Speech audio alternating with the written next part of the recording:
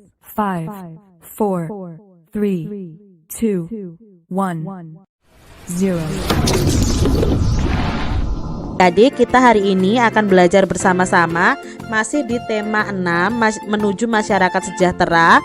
Subtema 3 masyarakat sejahtera negara kuat, pembelajaran yang kelima.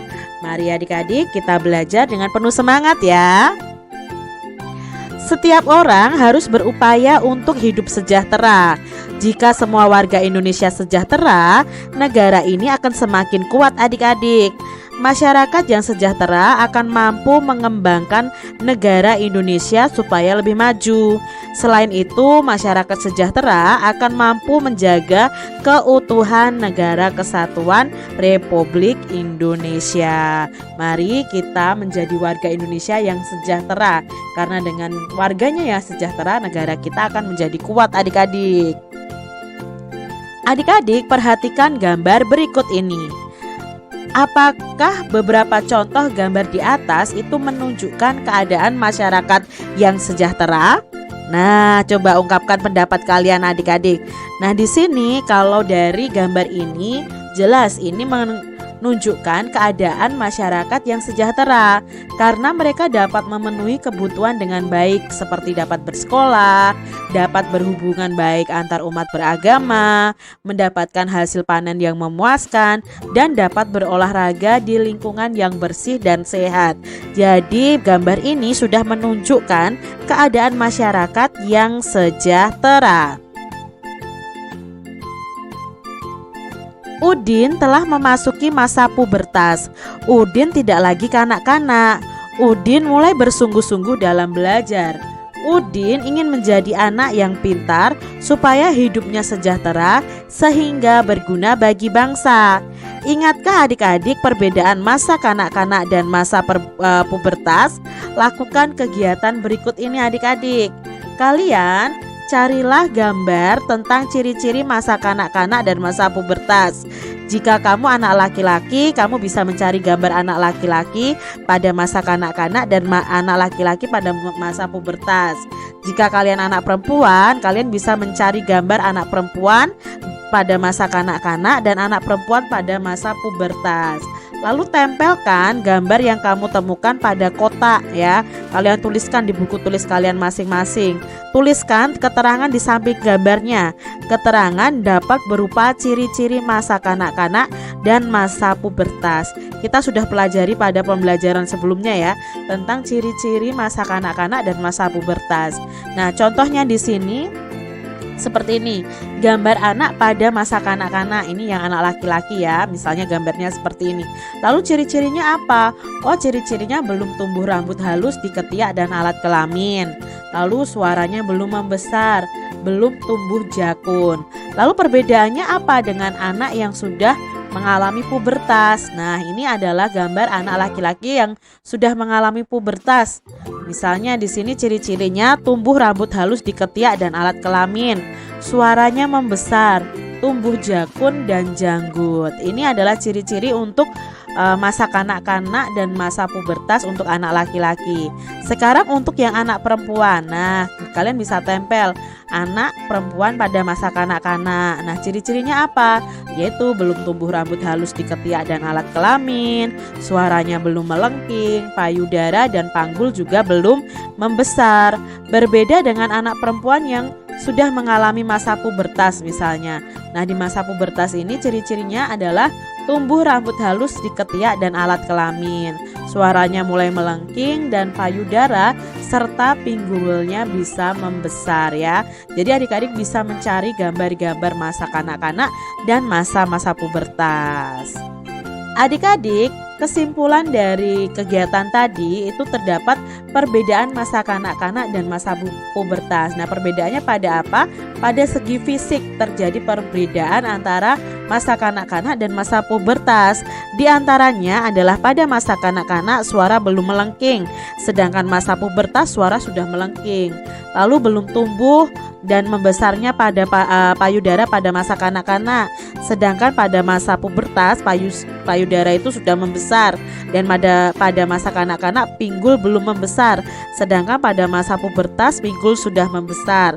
Kalau untuk laki-laki waktu masih kanak-kanak belum tumbuh jakun. Kalau sudah pubertas tumbuh jakun. Itu kesimpulan yang bisa kita ambil dari ciri-ciri masa kanak-kanak dan ciri-ciri pubertas dari anak perempuan dan anak laki-laki. Adik-adik, masyarakat yang sejahtera itu pasti berada dalam keadaan sehat. Kesehatan masyarakat itu dapat dipengaruhi oleh lingkungan. Oleh karena itu, untuk menciptakan masyarakat sehat diperlukan kerjasama. Siapa saja yang harus bekerja sama untuk menciptakan masyarakat sehat? Tentunya semuanya ya adik-adik ya. Lalu apa pentingnya kerjasama dalam menciptakan masyarakat sehat? Mari kita baca bacaan berikut ini. Nah, di sini ada bacaan yang berjudul Pentingnya Kerjasama. Manusia adalah makhluk sosial adik-adik. Kita tidak bisa hidup sendiri. Kita perlu berinteraksi dan bekerja sama dengan orang lain, baik di lingkungan keluarga, sekolah maupun masyarakat. Kita sering mendengar bahwa dengan bekerja sama, pekerjaan menjadi lebih mudah dan tujuan lebih cepat tercapai. Nah, kerjasama itu dapat dimulai di lingkungan rumah, karena rumah adalah tempat tinggal keluarga. Salah satu contoh kerjasama yang sangat sederhana di lingkungan keluarga adalah menjaga kebersihan rumah. Nah, menjaga kebersihan rumah ini tidak dapat dilakukan oleh seorang saja adik-adik atau satu orang saja, namun perlu melibatkan seluruh anggota keluarga, misalnya dengan melaksanakan kerja bakti. Nah, kerjasama juga diperlukan untuk menciptakan masyarakat sehat. Banyak cara yang dapat dilakukan, misalnya melakukan kerja bakti, membersihkan lingkungan secara rutin, memilah dan mengolah sampah bersama-sama, menanam pohon di lingkungan rumah, serta mencegah penyebaran penyakit menular melalui 3M. 3M di sini menguras tempat penampungan air secara rutin, menutup tempat-tempat penampungan air, dan mengubur barang-barang yang tidak terpakai yang dapat menimbulkan genangan air. Nah, tanpa kerjasama, masyarakat sehat tentunya tidak akan terwujud adik-adik. Itu tadi bacaan tentang pentingnya kerjasama. Sudah dijelaskan ya adik-adik ya. Diambil dari buku tematik kelas 6 tema 6. Nah, adik-adik, di sini teks di atas itu merupakan teks non-fiksi yang memiliki judul. Ya, tadi judulnya adalah pentingnya kerjasama. Coba adik-adik saat kalian membaca judulnya, informasi apa yang ingin kalian dapatkan dari bacaan itu? Karena otomatis isi dari bacaan itu akan tercermin dari judulnya. Nah, diharapkan setelah membaca judul teks dengan informasi yang didapatkan setelah membaca teks itu akan sama. Nah, coba sekarang kita perhatikan di sini. Mungkin saat kita membaca judulnya ya, itu berpikiran kita, oh di situ dijelaskan tentang manfaat kerjasama. Lalu dijelaskan tentang contoh kerjasama di rumah. Lalu tujuan kerjasama. Dan setelah kita membaca teks, ternyata kerjasama membuat pekerjaan menjadi lebih mudah dan tujuan lebih cepat tercapai. Itu manfaat dari kerjasama. Lalu disebutkan juga di situ contoh kerjasama di rumah, yaitu menjaga kebersihan rumah, dan dijelaskan tujuan kerjasama. Nah, tujuan kerjasama itu untuk membangun masyarakat sehat. Jadi judul teks tersebut dengan isinya itu sama tentang pentingnya kerjasama. Di situ ada manfaat kerjasama, contoh kerjasama, lalu tujuan kerjasama. Jadi kalau kalian membaca suatu artikel atau suatu teks dari judulnya saja, mungkin kamu sudah akan mendapatkan informasi. Oh, sebelum membaca keseluruhannya, oh ternyata ini membahas tentang ini, misalnya seperti itu. Jadi dari judulnya saja kita sudah mengetahui sebagian isi dari bacaan tersebut. Demikian tadi adik-adik pembahasan kita di tema 6, subtema 3 pembelajaran yang ke-6 menuju masyarakat sejahtera, subtema 3 masyarakat sejahtera negara kuat, pembelajaran yang ke-6. Mari adik-adik kita belajar dengan penuh semangat ya. Masyarakat sejahtera menjadikan negara kuat. Hal itu dapat terwujud jika masyarakat memiliki kesadaran akan tanggung jawabnya sebagai warga negara. Sore itu Udin baru saja selesai mandi dan berganti pakaian. Ia kemudian bergegas keluar dari kamar dan menemui ayahnya yang sedang duduk sambil melihat-lihat telepon genggam. Ternyata ayahnya Udin sedang membaca berita tentang kesadaran membayar pajak tepat waktu. Nah, ini adalah berita ya yang dibaca oleh ayahnya Udin. Kemenak Banjarnegara raih penghargaan dari KPP Pratama Purbalingga. Penulisnya adalah Guntur Rahma Indriadi, tanggal 7 Mei tahun 2017. Pajak adalah pungutan wajib yang dibayarkan rakyat untuk negara dan akan digunakan untuk kepentingan pemerintah dan masyarakat umum. Sedangkan wajib pajak yakni orang pribadi atau badan yang menurut ketentuan peraturan perundang-undangan perpajakan ditentukan untuk melakukan kewajiban perpajakan. Nah, di Indonesia setiap orang itu wajib mendaftarkan diri dan mempunyai nomor pokok wajib pajak atau disingkat NPWP, kecuali ditentukan dalam undang-undang. Instansi seperti Kementerian Agama melalui pimpinan mendorong pegawainya untuk membayar pajak tepat waktu. Kementerian Agama Kabupaten Banjarnegara mendapatkan penghargaan sebagai instansi teladan dalam pelaporan SPT tahunan pegawai dalam acara apresiasi dan penghargaan wajib pajak teladan yang diadakan oleh Kantor Pelayanan Pajak atau KPP Pratama Purbalingga. Nah, penghargaan diberikan di Pendopo Dipayuda Adigraha Rabu tanggal 4 Februari tahun 2015 bersamaan penghargaan beberapa kategori lainnya. Bupati Banjarnegara yang waktu itu adik-adik ya, namanya Sutejo Slamet Utomo menyampaikan pajak yang diterima oleh KPP harus memenuhi unsur utama, tepat waktu dan tepat jumlah. Setiap WP itu wajib pajak ya adik-adik ya, orang yang wajib pajak, baik perorangan maupun instansi dapat menyampaikan laporan pajak melalui kantor pelayanan pajak atau melalui e-filing. Nah, program e-filing ini merupakan sistem terbaru dari Direktorat Jenderal Pajak melalui internet dan email pribadi untuk laporan pembayaran pajak. Nah, e-filing ini membuat pembayaran pajak lebih mudah dan cepat. Hasil e-filing tetap disertakan bukti dan disetorkan ke kantor pelayanan pajak. Itu tadi adik-adik ya bacaan yang dibaca oleh ayahnya Udin ya. Lalu berikutnya, selain apresiasi bagi wajib pajak yang teladan di kabupaten, dalam acara tersebut juga disampaikan bahwa Direktorat Pajak Kanwil 2 mendapatkan penghargaan juara 1 dalam penerimaan dan pelayanan pajak secara nasional. Nah, penghargaan itu diperoleh karena target yang diberikan oleh Kementerian Keuangan itu dapat tercapai dan terlampaui secara jumlah dan juga tepat waktu. Yoyo Satyo Utomo, Kepala Kantor Wilayah 2 menyampaikan dengan penerimaan pajak yang sudah didapatkan, 70% akan kembali ke kabupaten dalam bentuk pembangunan fisik, sarana dan prasarana yang berguna bagi masyarakat. Nah, peningkatan dari sektor pajak untuk tahun 2015 diharapkan bisa meningkat. Namun yang utama adalah peningkatan kesadaran untuk membayar pajak. Target pendapatan pajak tahun 2015 Kanwil 2 Jawa Tengah ini naik 7,8%.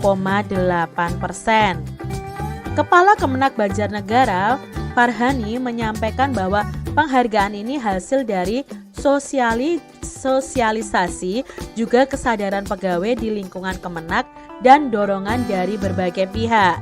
Acara tersebut dihadiri oleh Dirjen Kantor Wilayah 2 Jawa Tengah, Forum Komunikasi Pimpinan Daerah atau Forkompimda, Setda Kabupaten Banjarnegara, KPP Banjarnegara, KPP Cilacap, KPP Kebumen, KPP Banyumas, Kepala Dinas atau instansi vertikal, camat, pengusaha, kepala desa, dan undangan wajib pajak yang mendapatkan penghargaan. Nah, diambil dari jateng.kemenak.go.id. Itu tadi adik-adik ya, berita yang dibaca oleh ayahnya Udin tentang masyarakat Purbalingga, terutama yang berada di lingkungan Kemenak, Kementerian Agama Purbalingga, yang selalu taat membayar pajak dan tepat waktu. Teks di atas merupakan teks non-fiksi yang memiliki judul adik-adik. Nah, kita bisa bandingkan informasi yang diharapkan setelah membaca judul teks dengan informasi yang didapatkan setelah membaca teks secara keseluruhan. Nah, ungkapkan hasil perbandinganmu dalam bentuk tabel seperti ini adik-adik. Kalau kalian membaca judulnya, informasi apa sih yang didapat dari judul bacaan? Nah, informasi yang didapat dari judul bacaan itu adalah Kementerian Agama Banjarnegara meraih penghargaan dari KPP Pratama Purbalingga. Nah, setelah kalian membaca teksnya keseluruhan, apakah isinya sama? Oh, ternyata isinya sama. Isinya adalah Kementerian Agama Kabupaten Banjarnegara mendapatkan penghargaan sebagai instansi teladan dalam pelaporan SPT tahunan pegawai dalam acara apresiasi dan penghargaan wajib pajak teladan yang diadakan oleh Kantor Pelayanan Pajak KPP Pratama Purbalingga. Penghargaan ini hasil dari sosialisasi juga kesadaran pegawai di lingkungan Kemenak dan dorongan dari berbagai pihak. Nah, ternyata isinya itu sama dengan judulnya. Jadi kesimpulannya, judul dan isi teks itu sama saat hanya membaca judul dan setelah membaca teksnya secara keseluruhan. Karena judul ini mewakili isi dari teksnya adik-adik. Kesadaran membayar pajak merupakan salah satu bentuk tanggung jawab sebagai warga negara dalam kehidupan sehari-hari. Mungkin untuk adik-adik saat ini belum wajib pajak ya. Yang wajib pajak adalah orang tua kalian yang sudah bekerja. Setiap pelaksanaan tanggung jawab oleh warga negara akan memberikan dampak bagi warga negara tersebut dan bagi negaranya. Contoh, ketika seseorang telah melaksanakan tanggung jawabnya membayar pajak, berarti ia telah membantu pemerintah melaksanakan pembangunan. Karena dari pajak itu akan kembali lagi ke masyarakat dalam bentuk pembangunan sarana prasarana adik-adik. Dampak bagi dirinya sendiri adalah ia akan merasakan kemudahan dalam melaksanakan aktivitas dalam kehidupannya karena pembangunan berbagai fasilitas dari iuran pajak yang telah ia bayarkan. Nah, di sini ada posternya ya. Ayo peduli pajak adik-adik ya. Nah, bentuk-bentuk pelaksanaan tanggung jawab sebagai warga negara dalam kehidupan sehari-hari itu masih banyak. Melaksanakan kewajiban membayar pajak merupakan salah satu contohnya saja. Bentuk pelaksanaan tanggung jawab lainnya antara lain, kalian bisa mengikuti upacara bendera di sekolah, mengamalkan Pancasila dalam kehidupan sehari-hari. Nah, adik-adik, sudahkah kalian melaksanakan tanggung jawab kalian sebagai warga negara dalam kehidupan sehari-hari? Kalau kalian belum bisa bayar pajak, lakukan tanggung jawab yang lain. Contohnya, mengikuti upacara bendera, mengamalkan Pancasila, menjaga persatuan dan kesatuan, tidak melanggar aturan. Itu juga merupakan kewajiban tanggung jawab dari setiap warga negara. Dapatkah adik-adik berkreasi membuat contoh reklame sederhana? Nah, reklame itu berisi pesan supaya pelajar taat pada peraturan untuk menjaga kebersihan sekolah sebagai bentuk tanggung jawab sebagai warga sekolah. Jadi kalian buat reklame tentang ini nih. Bagaimana cara yang akan kamu lakukan? Nah, ingat kembali tentang reklame. Apa saja media reklame adik-adik? Nah, di sini kalian ingat ya, reklame media visual itu dibagi menjadi dua pemasangannya. Ada di dalam ruangan dan di luar ruangan. Nah, reklame ini banyak sekali contohnya. Ada billboard, ada baliho, spanduk, poster ya, ada brosur, ada katalog. Nah, adik-adik sekarang kalian membuat contoh reklame tentang menjaga kebersihan lingkungan sekolah. Nah, ini contohnya posternya adik-adik. Nah, gambar di samping ini menunjukkan contoh poster. Nah, poster itu termasuk reklame media visual. Unsur reklame media visual yaitu berupa gambar dan tulisan. Biasanya itu kalau visual itu ada gambar dan ada tulisan. visual itu yang bisa kita lihat adik-adik. Lalu ciri-ciri poster ini, yang pertama, poster itu berisi gambar dan tulisan dengan tema tertentu. Jadi tulisan dan gambarnya harus dengan tema tertentu. Kalau di sini kan temanya menjaga kebersihan, ya judul dan gambarnya harus sesuai juga. Tulisan pada poster itu hemat kata, tidak terlalu panjang tetapi padat makna. Jadi katanya tidak panjang tapi menjelaskan makna yang mendalam. Misalnya ini, jagalah kebersihan lingkungan sekolah. Sudah, itu saja posternya. Kata-katanya tidak perlu terlalu panjang. Kalimat dan gambar pada poster bersifat persuasif. Persuasif itu mengajak, mendorong ya. Persuasif itu mempengaruhi juga supaya orang menjaga kebersihan lingkungan sekolah. Lalu ciri-ciri poster yang berikutnya, poster itu dibuat dengan perpaduan warna yang kuat dan kontras. Nah, kalian harus memadukan antara warna-warna yang ada pada poster. Itu tadi ciri-ciri poster adik-adik. Dapatkah adik-adik membuat sebuah contoh reklame sederhana yang isinya himbauan kepada para pelajar nih? Nah, himbauannya apa? Supaya taat pada peraturan untuk menjaga kebersihan sekolah. Nah, untuk itu kalian membuat reklame, siapkan alat dan bahannya terlebih dahulu ya. Buku gambar, kalian buat poster saja yang paling mudah ya. Cat air bisa, pewarna pensil warna juga bisa, spidol bisa, krayon juga bisa. Nah, berikutnya buatlah sketsa gambar yang akan disajikan. Nah, untuk membuat sketsa ini kan kita memakai pensil terlebih dahulu. Setelah itu, sempurnakan sketsa dengan menebalkan garis menggunakan spidol atau krayonnya. Jadi, sketsa yang dengan pensil tadi kita tebali dulu dengan spidol atau krayon. Nah, setelah itu tuliskan isi pesannya apa pada tempat yang telah kalian sediakan. Setelah itu selesai ya, kalian warnai gambar poster sehingga akan tampak menarik. Nah, ini contoh dari poster menjaga kebersihan lingkungan sekolah menjadi tanggung jawab bersama. Lingkungan sekolah bersih, nyaman bagi warganya. Coba adik-adik buat poster tentang menjaga lingkungan sekolah.